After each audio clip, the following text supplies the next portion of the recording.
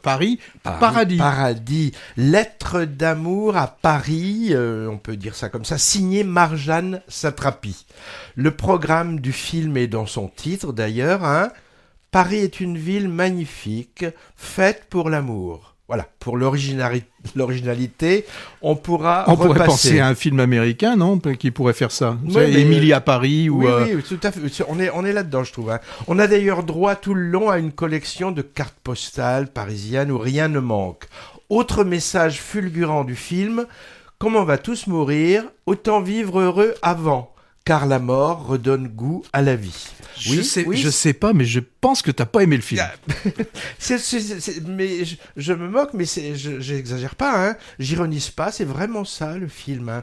On a affaire à un film choral, comme on dit, hein, avec une quinzaine de personnages dont les destins qui sont soit mélancoliques, soit tragiques, s'entrecroisent plus ou moins. On a un cascadeur américain et son fils, un maquilleur de plateau, un présentateur d'émissions de télé vieillissant, une diva passée de mode, une jeune fille suicidaire, un flic désabusé, un barman veuf inconsolable, et j'en passe. Il y a en fait trop de personnages, ce qui fait que le spectateur s'attache à aucun. Et en fait, alors d'autant plus que leurs histoires, leurs liens sont vraiment distendus et artificiels, ou alors il n'y a pas de lien entre eux. Bon, on assiste en fait à une collection de sketchs tragicomiques un peu poussifs et dépourvus d'enjeux qui sont mis en parallèle. C'est tu sais, ça m'a fait penser, c'est du Sous le Louche, hein, cinéaste qui a déjà commis des films de ce type et qui n'est déjà pas bien haut dans mon estime, hein, mais il a au moins la volonté de raconter des histoires qui tiennent à peu près debout, quoi qu'on en pense, et c'est pas le cas ici.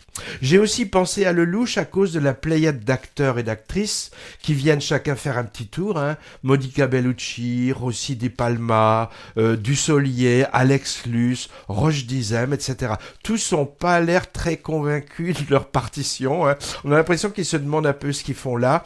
Moi, je pense que la lecture du scénario aurait dû les faire fuir. Marjane Satrapi, alors, depuis sa BD Persépolis, hein, publiée au début des années 2000, où elle raconte sa jeunesse en Iran sous la révolution islamique, et puis aussi l'adaptation animée au cinéma, qu'elle a co-réalisée avec talent, elle a plutôt un bon crédit de sympathie, hein, mais on peut pas dire que ce soit une grande cinéaste. Son Poulet aux prunes, par exemple, hein, tiré aussi d'une de ses BD, mais réalisé cette fois en prise de vue réelle, ne m'avait pas convaincu. Et puis elle a ensuite signé en 2019 Radioactive, un biopic plutôt scolaire de Marie Curie. Et comme c'était une coproduction internationale, notre prix Nobel causait en anglais. Un peu ridicule comme le Napoléon chez Ridley Scott par exemple. Hein. Et là, avec ce Paris-Paradis, moi je trouve qu'elle s'est vraiment fourvoyée. Et c'est dommage.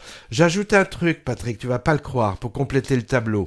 Provocation ou inconsistance, je ne sais pas quoi penser, d'une faute de goût qui m'a vraiment désolé. Au milieu du film se glisse un fragment particulièrement glauque, dont on voit pas trop si la réalisatrice le prend au sérieux ou pas, et qui est vraiment déplacé par son traitement par-dessus la jambe. De quoi il s'agit ?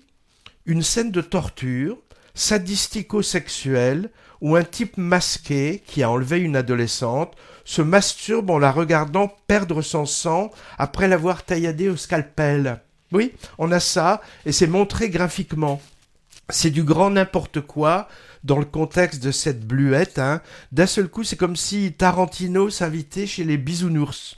J'ai pas compris. Alors moi, je me lâche un peu hein, pour cette dernière émission, mais faut dire qu'un navet de cette taille, c'est rare, et j'ai trouvé en plus prétentieux.